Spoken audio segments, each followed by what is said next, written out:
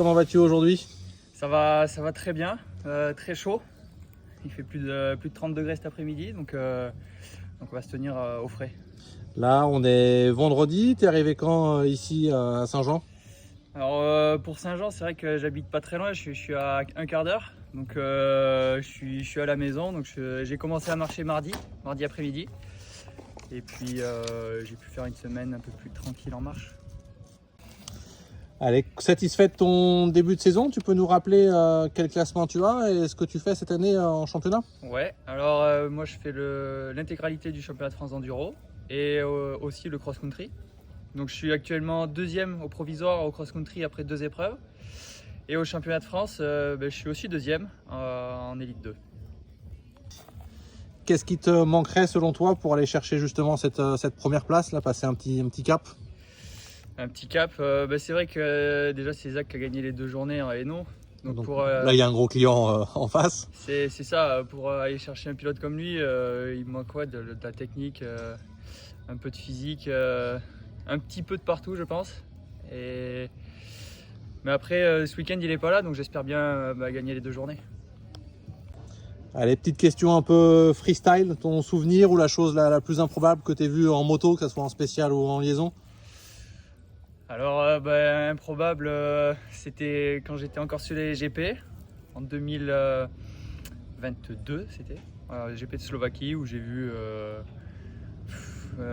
c'était un genre de caribou, je sais pas ce que c'était hyper grand et ça m'a coupé devant en liaison, donc c'était un peu improbable. Ta pilée était tombée ou ça s'est bien passé quand J'ai même? pilé, je suis pas tombé, j'ai eu chaud mais ça s'est bien passé.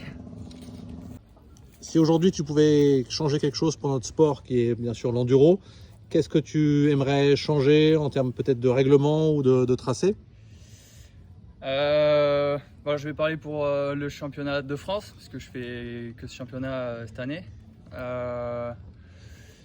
Ce serait des spéciales, on va dire, un peu plus variées, une vraie ligne, une spéciale un peu plus technique, un peu plus typée extrême et une cross. Ça permettrait.